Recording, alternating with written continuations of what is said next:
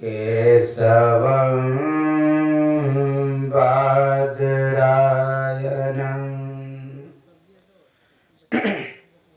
सूत्रभास्कृतो वन्दे भगवन्तो पुनः पुनः ईश्वरो गुरुरात्मेति मूर्तिभेद विभागिनी व्योमवद्व्याप्त देहाय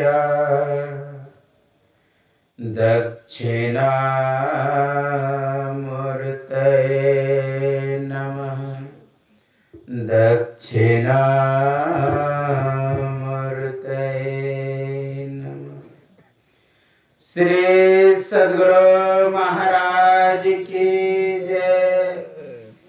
जय घोष सभी को करना चाहिए, क्योंकि सद्गुरु के जय घोष से सभी का जय घोष हो जाता है।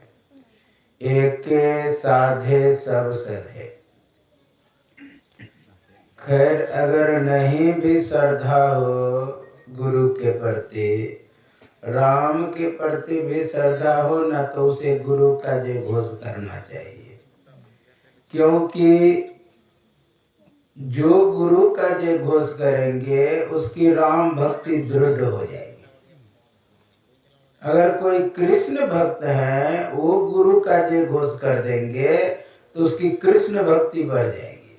और कोई शिव भक्त है, अगर गुरु का जय घोष कर दिए तो उसकी शिव भक्ति बढ़ जाएगी, क्योंकि कल्प वृक्ष गुरुदेव मनोरथ सबसे रहे।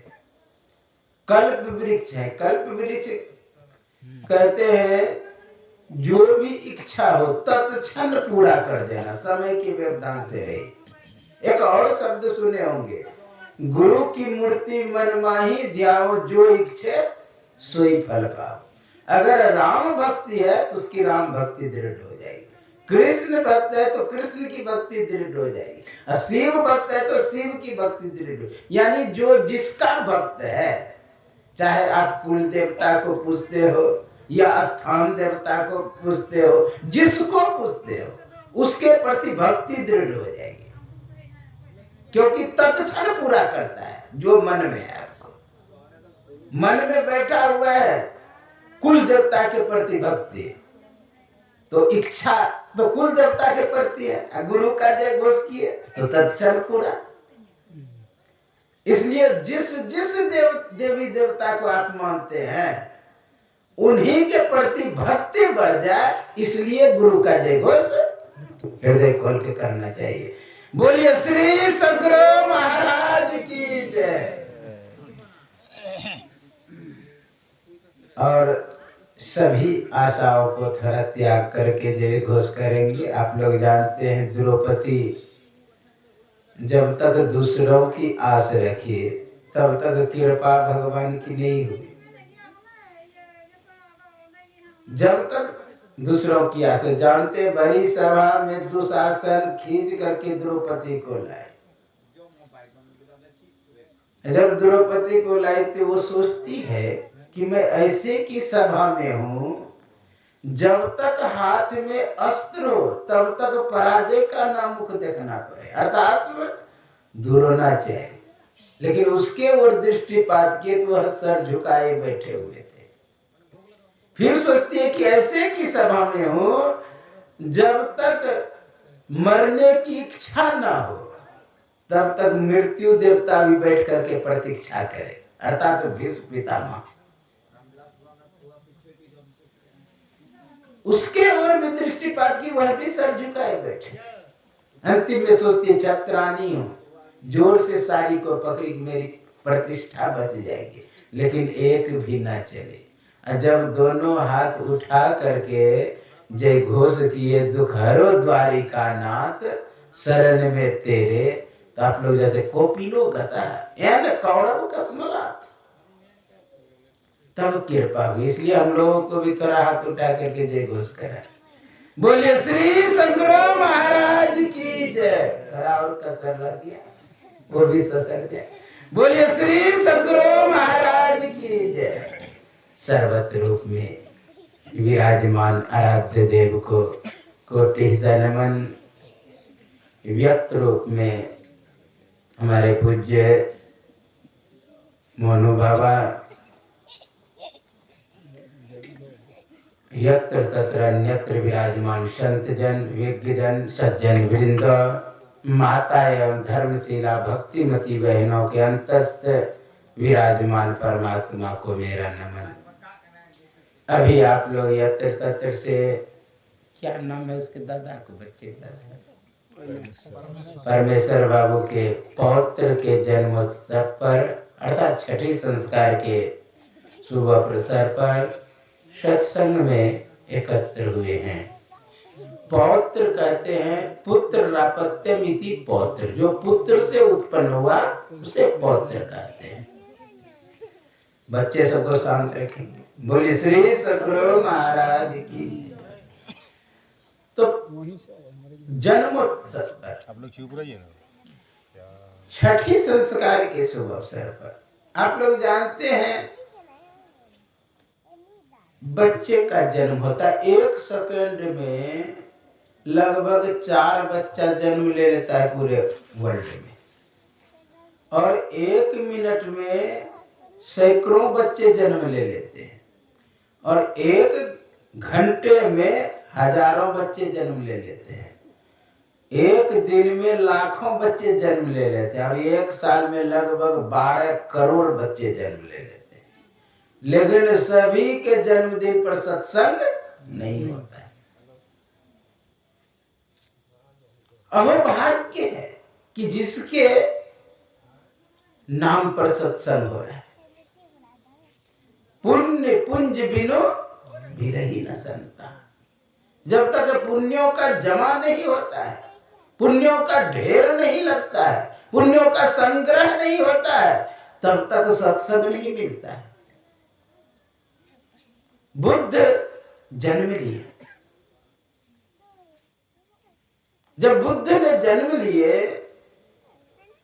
तो उसकी मां मरने लगी, दूसरे के गोद में बच्चे को दी।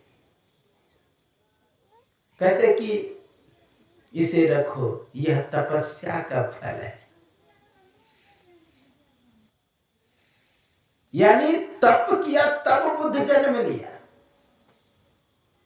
बुद्ध ऐसे पुत्र चाहते हैं, राम ऐसे पुत्र चाहते, कृष्ण ऐसे पुत्र चाहते हैं, अनुसुईया ऐसी पुत्री चाहते हैं, मीरा ऐसी पुत्री चाहते हैं। आपको तप करना पड़ेगा, पहले भजन करना पड़ेगा, भक्ति करना पड़ेगा।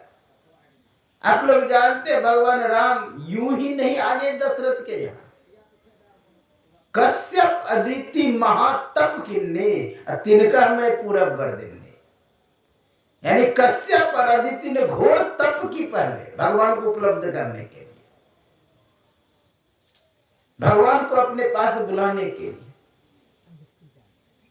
और जानते राम को लाने के लिए पहले आप में योग्यता होनी चाहिए। आप उनके योग व्यवस्था किए हैं कि नहीं किए हैं? अच्छा, अच्छी फसल के लिए केवल बीज प्रधान होता है कि जमीन भी प्रधान होता है? जमीन भी। अगर जमीन अच्छी नहीं है तो अच्छा से अच्छा बीज ला करके दे दीजिए, वो उपज होगा ही नहीं। अच्छी फसल के लिए अच्छी व्यवस्था करना होगा। कोई अच्छे व्यक्ति को बुला रहे हैं, उसके योग्य व्यवस्था करना पड़ेगा। नहीं तो आप देखे थे विशाखा कुटी से भगीरथ चल दिए, व्यवस्था नहीं करिएगा तो ऐसे। इसलिए दिल का हुजरा साफ कर जाना तो आने के लिए, ध्यान गैरों का उठा उसको बिठाने के लिए। अंदर में जो गंदगी है, जो कूड़ा करकट है, जो खराबियां है, जो कुसंस्कार है, उसको निकालना पड़ेगा। दर्शन देखना चाहिए तो दर्पण मांझत रहिए, दर्पण में लागी काई तो दर्श कहां से पाई। कोयले के खान में काम करने वाले को कहेंगे कोयले के ढेर पर बैठने के लिए, तो वो बैठ जाएगा। लेकिन ऑफिस के बाबू को कहेंगे बैठने के लिए, वो देखेगा इधर उधर सफाई है कि नहीं है। उसी तरह उस राम रूपी परमात्मा को बैठाने के लिए अपने हृदय में सफाई चाहिए, गंदगी को हटाना पड़ेगा। हम लोग इस दुखालय में, संसार में आ गए हैं। अच्छा, कोई भी बच्चा जन्म लेता है तो 3 लक्षण प्रकट होता है। क्या? ज्यों ही बच्चा जन्म लिया तो रोएगा, कहेगा कहाँ। और जानते हैं, अभी इधर पता नहीं है कि नहीं, कोई अगर जतरा पर कहीं जाता है, कोई कह देता है कहाँ जा रहे हैं, तो कहता है जतरा खराब है, अमंगल सूचक मानते हैं। और रो देना, कोई जाने वक्त अगर रो दे आगे आकर के, वह भी जतरा खराब माना जाता है। और इसमें जतरा खराब, देखिए बच्चे के जन्म लेते ही यह सब लक्षण होता है। जो ही जन्म लिया कहाँ, रोना भी होता है। अगर रोया नहीं बच्चा तो सोचता है कुछ ना कुछ गड़बड़ है, रुलाने के लिए कुछ करता है, ये अमंगल सूचक है। लेकिन मंगल हो सकता है अगर वह तप करे, भजन करे, भक्ति करे। तो लोग भजन भक्ति नहीं करते। जानते, जब सती दूसरे जन्म में पार्वती बनी, पार्वती रूप में जन्म ली, तो नारद बाबा उसके यहाँ आए। तो गोद में नारद बाबा को दिए, देखिए मेरे बच्चे का भाग्य ठीक है कि नहीं। जब देखे, कहा सब ठीक है, लेकिन एक गड़बड़ है। कहा क्या गड़बड़ है, क्या खराबियां है, क्या कुसंस्कार है। कहा जो बच्चे का पति होगा वह अमंगल वेश वाला होगा, लेकिन मंगल हो सकता है अगर तप करे तो, भजन करे तो, भक्ति करे तो। आप लोग सुने होंगे मंगल मूर्ति सतगुरु, जो अमंगल को मंगल कर दे, जो प्रतिकूल परिस्थिति को अनुकूल में ला दे, जो अज्ञान में ज्ञान भर दे, जो अंधकार में प्रकाश कर दे, वह है गुरु। इसलिए हम लोगों को चाहिए कि भजन करा, भक्ति करा। कई कारण से अच्छे पुत्रों का जन्म हो सकता है। एक होता है पूर्व जन्म का संस्कार। अच्छा, पहले संस्कार का अर्थ क्या होता है? सनातन धर्म में 16 संस्कार माना जाता है। सनातन, अभी सुना रहे थे ना बाकी, प्रकृति पूजक, जो प्रकृति को पता वही सनातन है। आप लोग कहते हैं मान आदिवासी, सनातन भी पहले का। इसलिए दोनों में सामंजस्य बैठता है। सनातन धर्म में तो आश्चर्य लगेगा आपको, कोई वस्तु ऐसा नहीं है जिसका पूजा ना होता हो। पहाड़ पर्वत का तो पूजा होता ही है। आश्चर्य की पीपल वृक्ष का, बर वृक्ष का, किस किस वृक्ष का नहीं पूजा होता है। चांद का, तो सूर्य का, पूरी प्रकृति को आपको मिल जाएगा। और क्यों ऐसा कर दिखाना चाहते सनातन धर्म, कि सब में परमात्मा है, सब परमात्मा का ही स्वरूप है। सर्व खल्विदं ब्रह्म, संपूर्ण जगत ब्रह्म है। इसलिए दिखाना चाहता है कि पीपल में भी, बर्ग में भी, केला बारी में भी, सब में भगवान है। वो सब तो प्रकृति का अंश है। इसलिए सनातन धर्म श्रेष्ठ माना जाता है। सनातन धर्म में 16 संस्कार विशेष माना गया है। ऐसे अंगिरा का 39 संस्कार है, नारद का 42 संस्कार है। संस्कार का होता है सम उपसर्ग है, संस शब्द बना है, सुट प्रत्यय होकर के। कार डुकिरिया करने धातु, डुकिरिया करने धातु से कार हुआ है, घया प्रत्यय होकर के लसपात बना है संस्कार। संस्कार का तो सम्यक प्रकार शुद्धिकरण, परिष्कृत विमलीकृत, जंग को झाड़ देना, मैल को निकाल देना, ये होता है संस्कार। संस्कार प्रकाश में आया है योग्यताम संस्कार है, जो योग्य बना दे। दूसरा अर्थ किया है पवित्रम संस्कार है, जो पवित्र कर दे, शुद्ध कर दे। तो आप कहेंगे महाराज बच्चे के जन्मदिन पर सत्संग करते हैं, क्या बच्चे के अंदर कूड़ा करकट है, गंदगियां, क्या खराबियां है? बच्चे तो भगवान के रूप के ले जाते हैं। यहां तक कि ईसा से किसी ने कहा कि भगवान कैसे होते हैं, तो उन्होंने बच्चे को उठा के कहा था ऐसे होते हैं। ईसा से किसी ने पूछा कि संत कैसे होंगे, तो कहा पुनः बालक हो जाओ, संत हो जाओगे। और बच्चे को देख करके लगता है इतना निष्कपट बच्चे, हाँ, निर्विकार, कि आपके बगल में भोज हो रहा है, उससे आपको दुश्मनी है, हाँ, आप नहीं जाएंगे लेकिन बच्चे भोज खा के आ जाएंगे, उसको मतलब नहीं आपको दुश्मनी से, इतना निष्कपट। एक गांव में एक व्यक्ति था, वो किसी से कर्ज लिए थे, तो कर्जदार मांगने के लिए आ रहे थे। तब तक मैं देख लिया कि कर्जदार मांगने के लिए आ रहे हैं। उसका बेटा बगल में था, उस बच्चे से कहा कि सुनो वो आ रहा है, वो यदि कहे कि तुम्हारा पिताजी कहाँ है, तुम कह देना कि पिताजी घर पर नहीं है। वो व्यक्ति आया, कहा रे तुम्हारा पिताजी कहाँ है? तो कहा कि अभी अभी पिताजी कह के गए हैं, कह देना घर पर नहीं है। विचार करिए कितना निष्कपट है। अंदर में गंदगी कूड़ा करकट लग ही नहीं रहा है, लेकिन है, दिखाई आपको नहीं दे रहा है।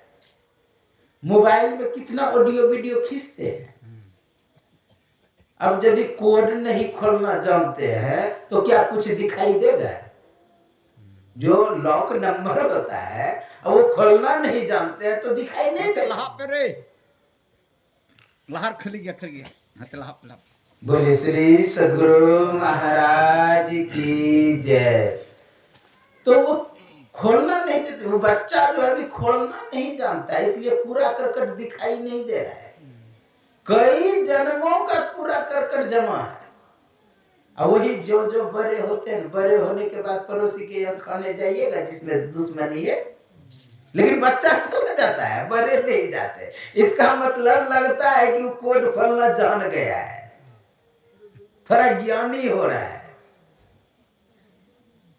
इससे साफ होता है कि कूड़ा करकट है। हमारे सनातन धर्म में एक जन्म नहीं माना है, बहुतों जन्म माना है।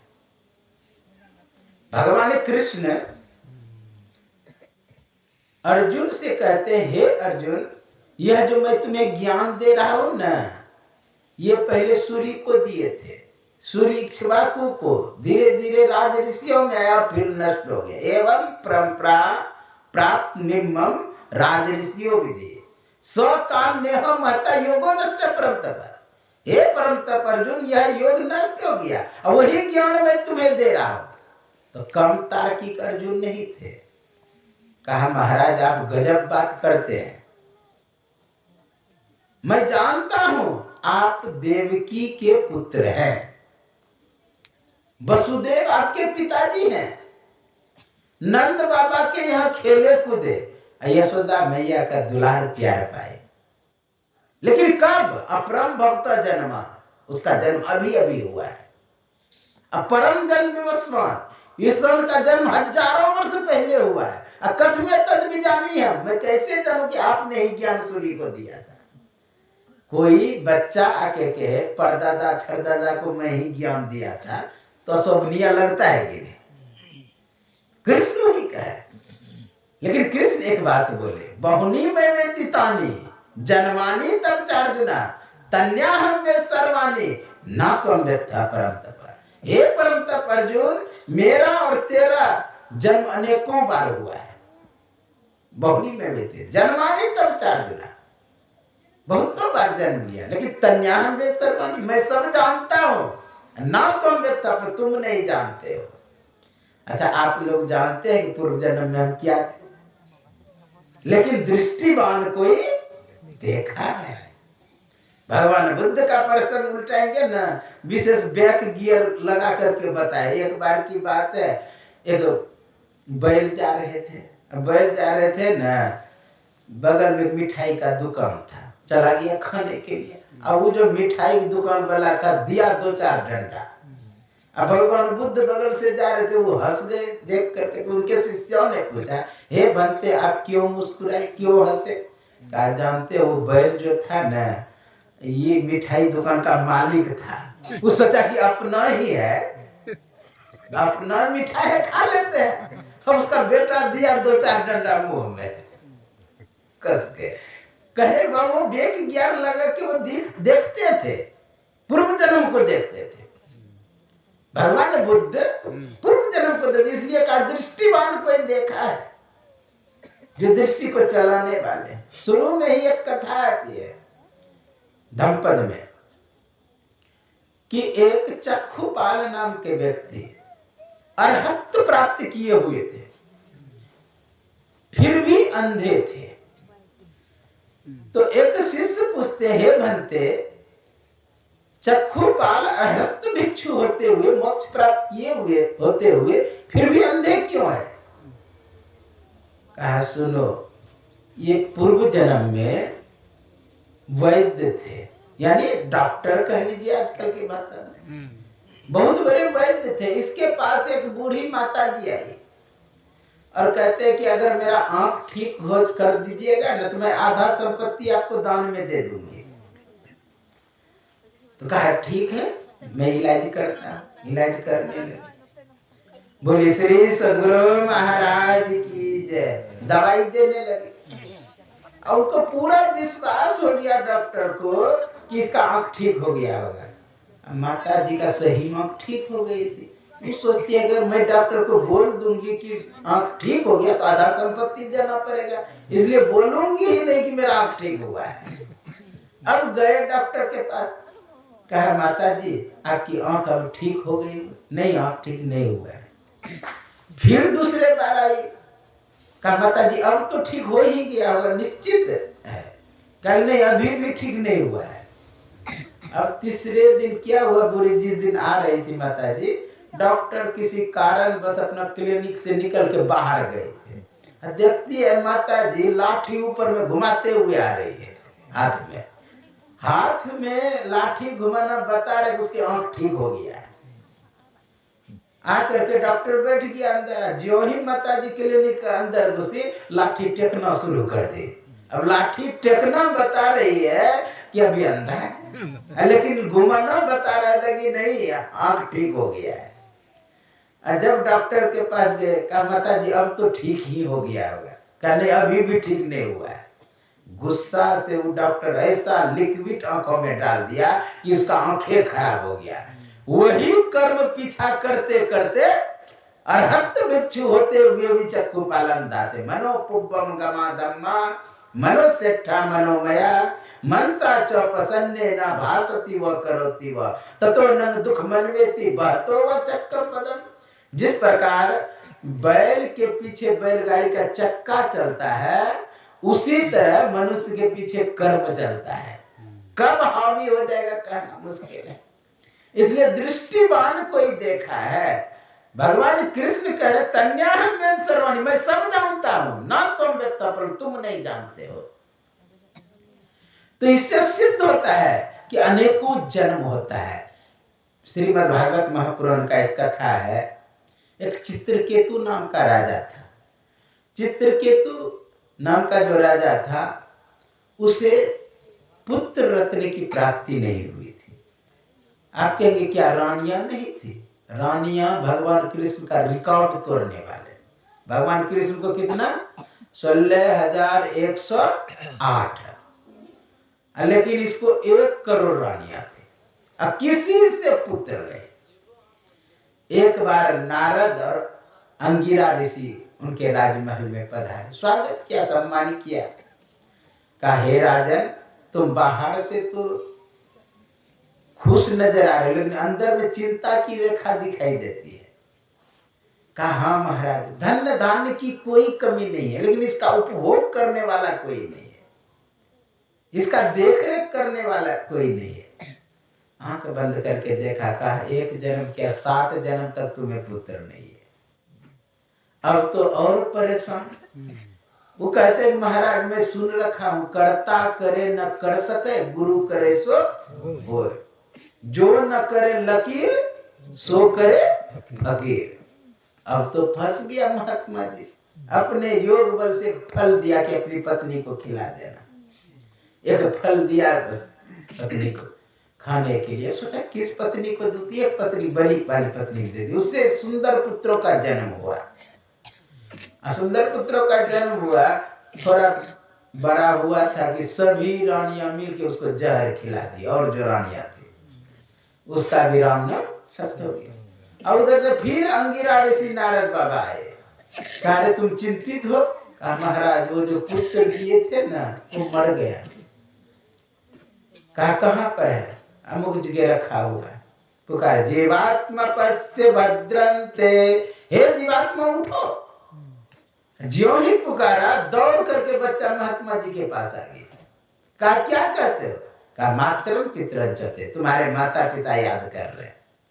अब माता पिता के पास जा करके हाथ चमका करके कहते कस्मिन जन्ममय्यम मातरम पितरं चते, तुम किस जन्म के माता पिता हो बताओ तो सही। कितने बार मैं तुम्हारा बाप बनाऊं, कितने बार मैं तुम्हारा बाप बनाऊं, कितने बार मैं तुम्हारा बेटा बनाऊं, अरे किस जन्म के तुम माता पिता हो बताओ तो सही। इससे सिद्ध होता है कि अनेकों जन्म होता है, और अनेकों जन्म होता है तो अनेकों कर्म भी होता है, क्योंकि एक क्षण भी मानव कर्म किए बगैर नहीं रह सकता है।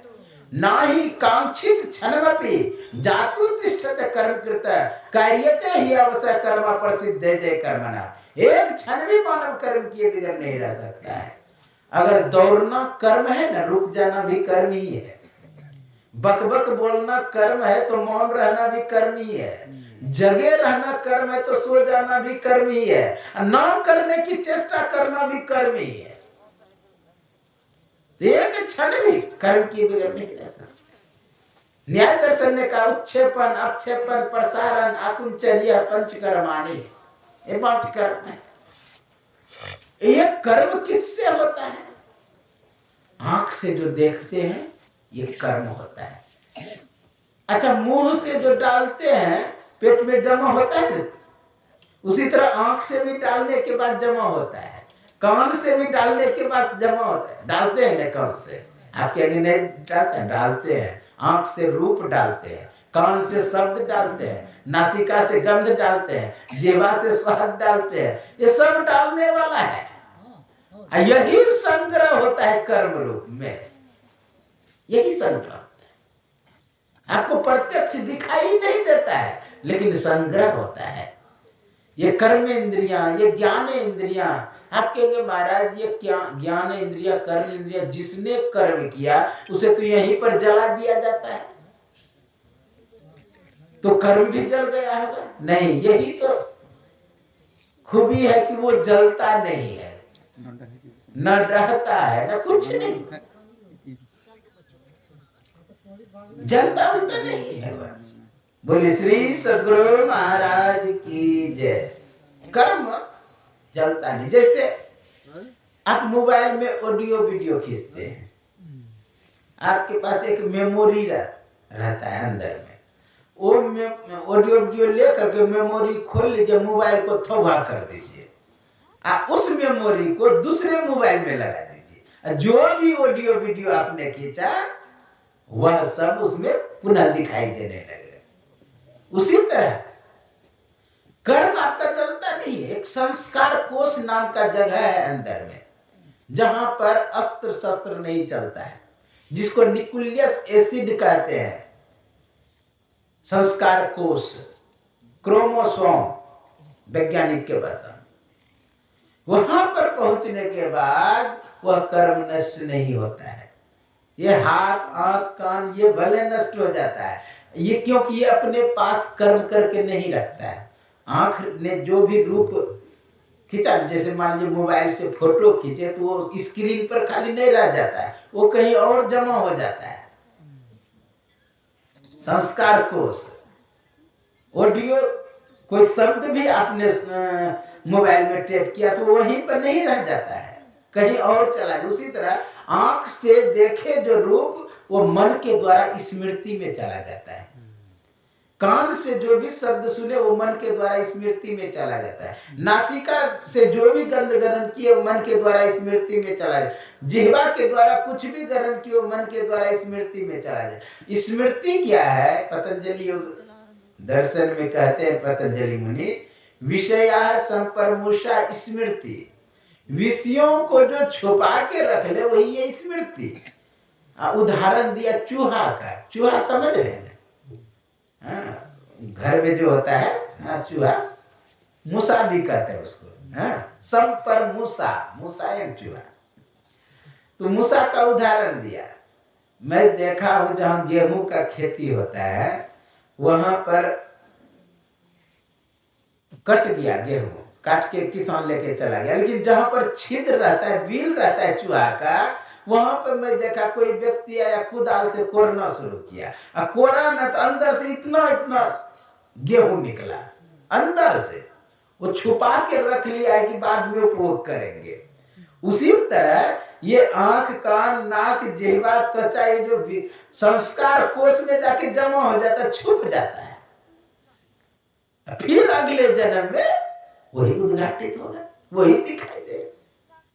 इसको नाश करने के लिए ये है सत्संग, संस्कार कोश ही समाप्त हो जाए। आप लोग सुने होंगे, जो कोई मिले उनसो नर होई पवित्र लगे हरि रंगा, दोष कलंक सबय मिट जाए, नीचो होई जातु तंगा, ज्योति मलिन नीर गंग मिलत हो जाते गंगा, सुंदर शुद्ध करे जगमाही बरो सत्संगा। कहा सत्संग से क्या होता है? शुद्ध हो जाता है, पवित्र हो जाता है, वह सब डिलीट हो जाता है कर्म। इसलिए हम लोग अगर कर्म से निर्लिप्त होंगे तो वैसे ही निर्विकारी पुत्र का जन्म होगा। एक होता है पूर्व जन्म का संस्कार, पूर्व जन्म का अगर बच्चे का संस्कार है तो कहीं भी जन्म ले लेगा ना, वो अपना अस्तित्व ऊपर रखेगा, महापुरुष बन जाएगा, पूर्व जन्म का संस्कार है। तो एक होता है मुहूर्त अगर अच्छा है, उस समय गर्भाधान संस्कार हो तो अच्छे पुत्रों का जन्म होगा, मुहूर्त अगर सही है। एक होता है पूर्व जन्म का, और एक आप भी अपने प्रयत्न पुरुषार्थ से आप परिवर्तन कर सकते हैं, बदल सकते हैं। एक होता है महापुरुषों की कृपा से, कई कारण से अच्छे पुत्रों का जन्म हो सकता है।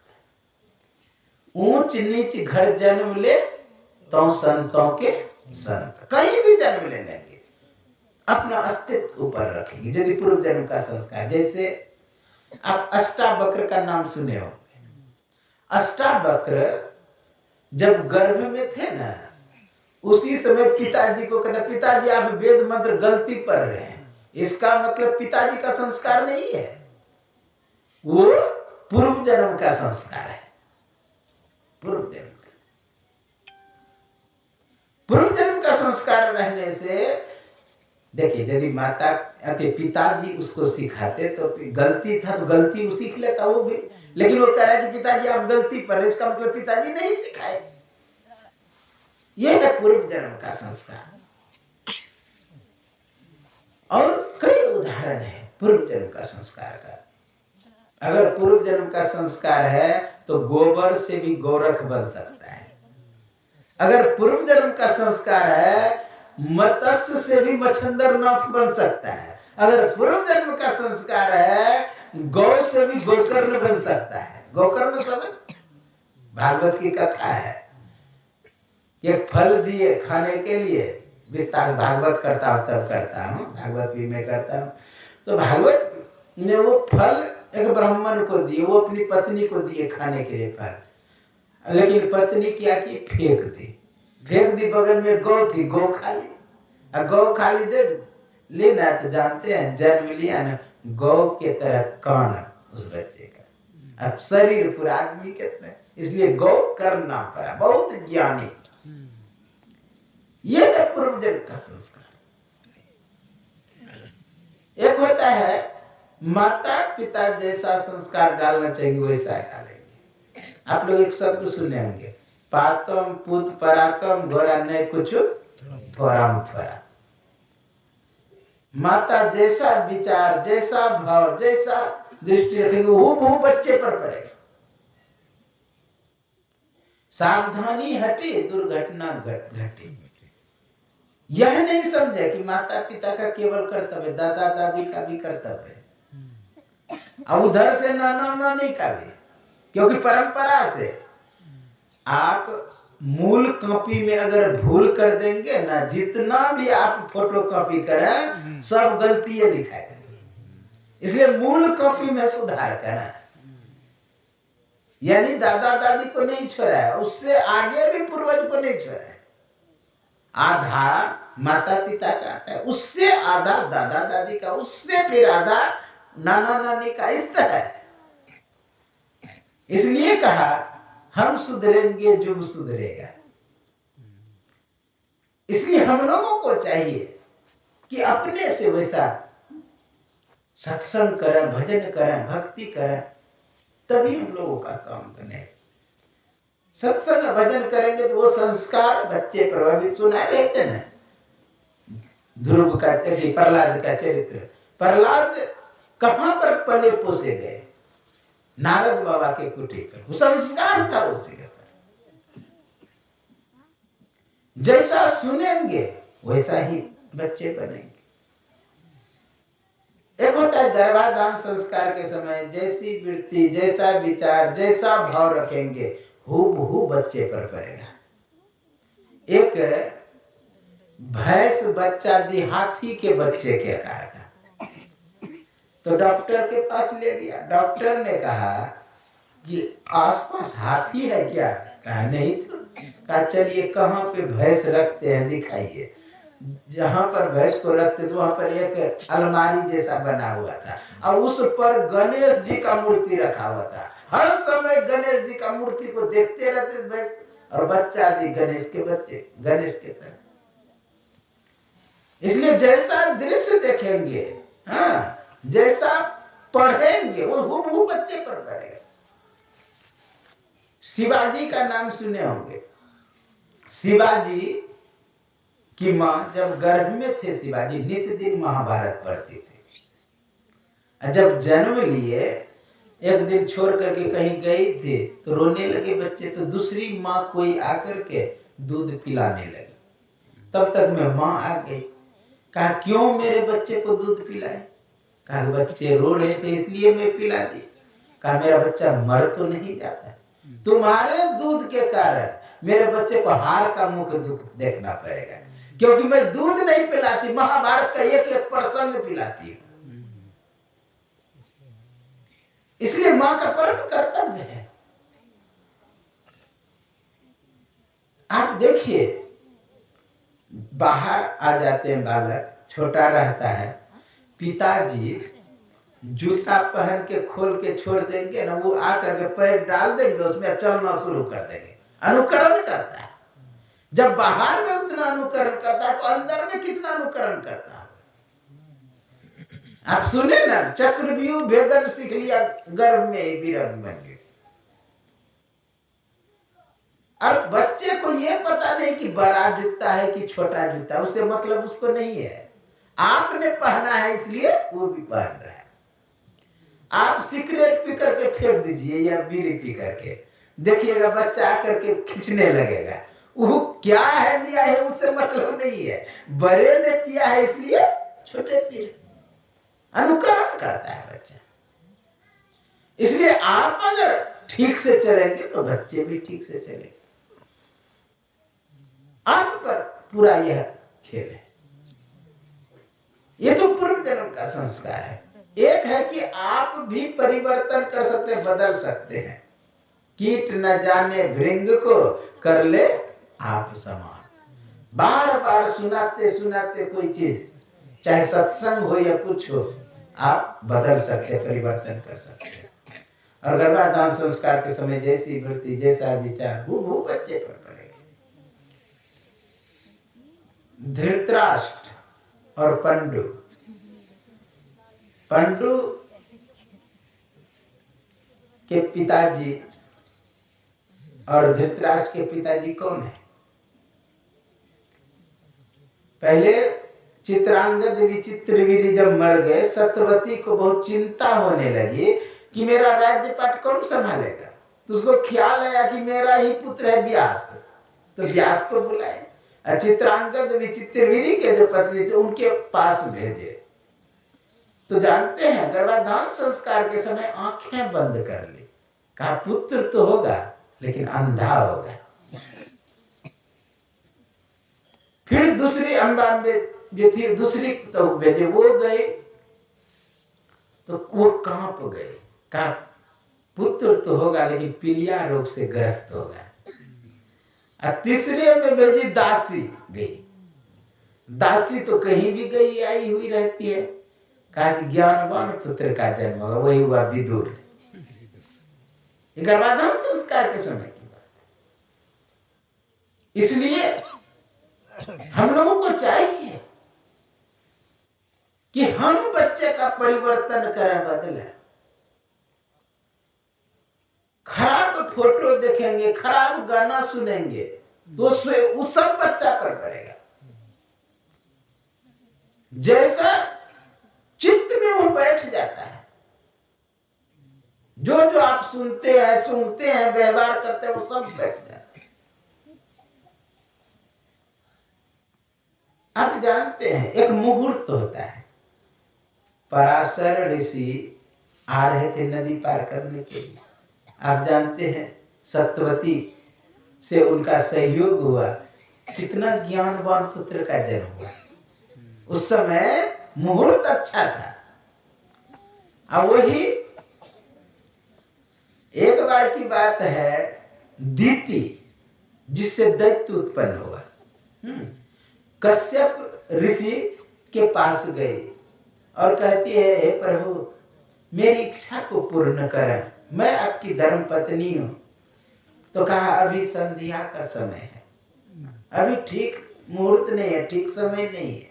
लेकिन एक भी ना मानी, भगवान की इच्छा समझ करके समागम किया। कहा पुत्र तो होगा लेकिन तीनों लोकों में हाहाकार मचा देगा। वही हुआ हिरण्याक्ष और हिरण्याकश्यप।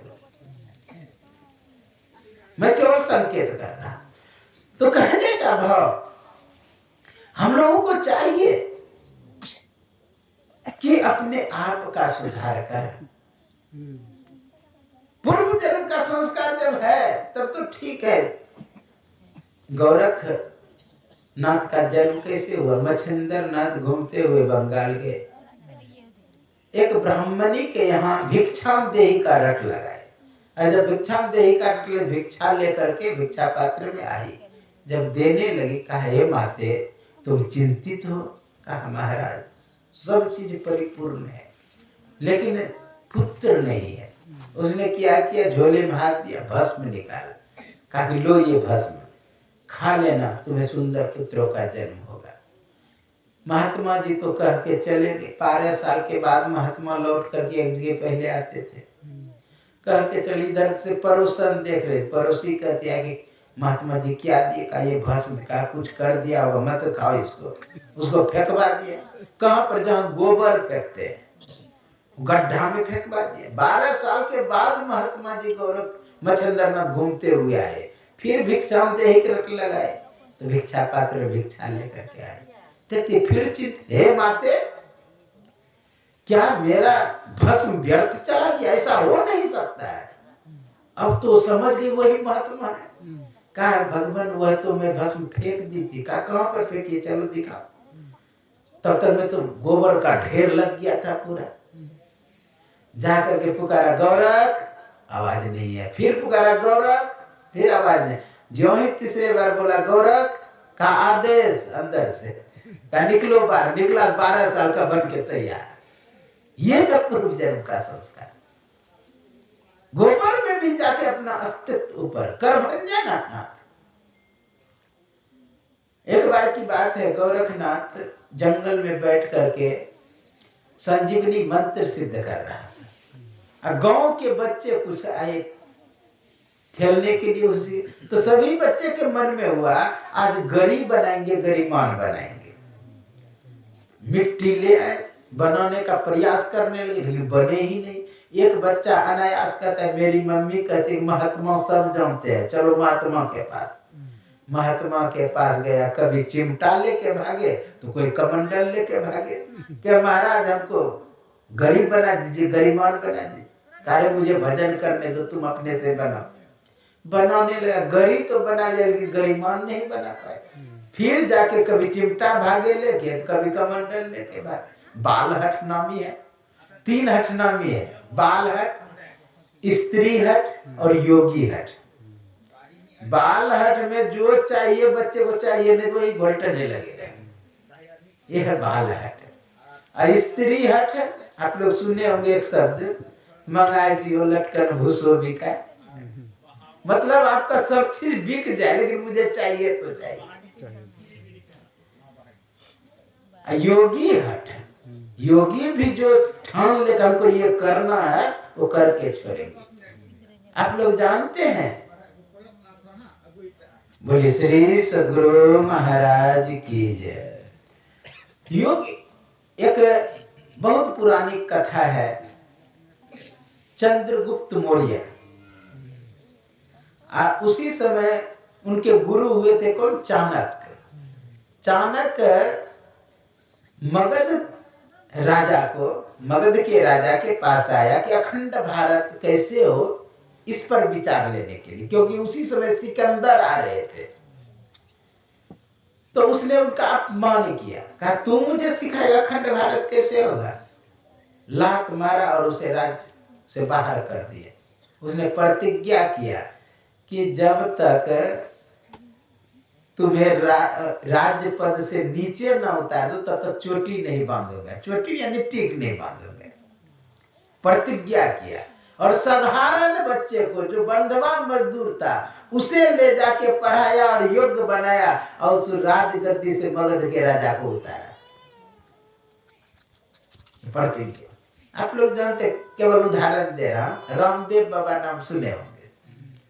रामदेव बाबा 14 से पहले कोई चीज का रामलीला मैदान में अनशन कर रहा था कि हमको ये चाहिए, लेकिन तत्कालीन सरकार रात में ही उस पर हमला करके मारने का प्रयास किया। जानते हैं, सुनते हैं कि महिला का कपड़ा पहन के भागना पड़ा था और उसने प्रतिज्ञा किया जब तक इस गद्दी से उसको उतार नहीं दूंगा मैं हरिद्वार आश्रम नहीं जाऊंगा। और 14 में परिवर्तन हुआ। कहने का भाव, योगी अगर ठान ले ये करना है तो करना। योगी हट, एक बाल हट।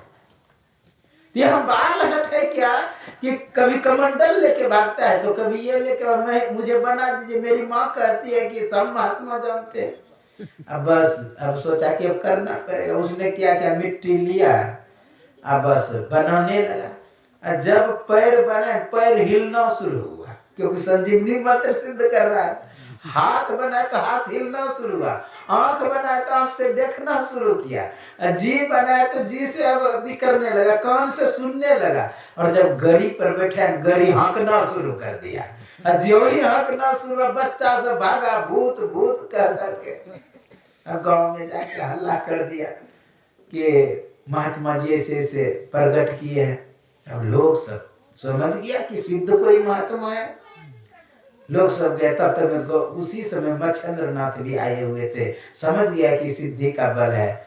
गया अपने शिष्य को लेकर के चले गए, कहा लोग घेर लेगा यहाँ पर।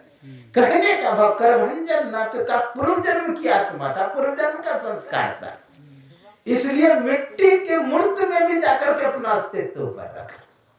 अगर पूर्व जन्म का संस्कार है आपका परिवर्तन होगा, बदलाव होगा। एक होता है कि आप बार बार सत्संग सुनाते सुनाते आप उसको परिवर्तन कर सकते हैं। साधारण सा मैं उदाहरण दे रहा हूं। जैसे आपके गांव में LIC कराने वाला कहीं कहीं घूमता होगा, अब LIC कर्म LIC अच्छा है या खराब है उससे मतलब नहीं, लेकिन आपके पास बार बार आकर के कहेगा कोई भी चीज, हाँ, ये अच्छा है, ये अच्छा है, ये अच्छा है, आप करने के लिए तैयार हो जाएंगे। आप लोग जानते काशी का बड़ाई करते करते पांडवों के पास काशी जाने के लिए मजबूर कर दिया। ये लेक्स जो बार बार प्रचार टीवी में देता है, अच्छा है या घटिया उससे मतलब नहीं है, वो बार बार जो कहता है वो आपको हिप्नोटाइज करता है, सम्मोहित। कोई भी चीज बार बार कहने से उससे सम्मोहित होता है। तो उसी तरह बार बार आप सत्संग बच्चे को सुनाएंगे, सदग्रंथों का पाठ सुनाएंगे, तो उसमें उसको प्रेम बढ़ेगा। इसलिए आप बाहर में भी परिवर्तन कर सकते हैं, बदल सकते हैं। परिवर्तन, इसलिए बच्चे को, अच्छे बच्चे को जन्म देना चाहते हैं तो अपना परिवर्तन करें, बदलाव करें। ये जो सत्संग कराए बच्चे का जन्मदिन पर, अति ही उत्तम काम कराए। इससे क्या होता है, जिसके निमित्त तरंग छोड़ा जाता है, ये सात्विक तरंग, उससे क्या होता है, उस बच्चे के पास पहुंचता है। आप कहेंगे कि बच्चा ग्रहण करेगा तब न, ग्रहण करता है। अच्छा, मोबाइल है, मोबाइल में नेट कम नहीं कर रहा है, हाँ, अब बस आप वहां से फोन कर रहे हैं या कुछ मैसेज दे रहे हैं मोबाइल में, देखेंगे मैसेज नहीं घुसेगा। आप अगर नेट बंद कर दिया, जो ही नेट खोलेंगे सब फटफट घुसना शुरू हो जाएगा। उसी तरह बच्चा भले स्वीकार नहीं कर रहा है, लेकिन आप जो सात्विक तरंग सत्संग का छोड़ रहे हैं, वो आसपास घूम रहा है। जो ही वो थोड़ा सा धार्मिक बनेंगे, सब संस्कार उस पर पड़ जाएगा। यहाँ क्या, अमेरिका में भी बैठा है कहीं, जिसके निमित्त से छोड़ रहे हैं।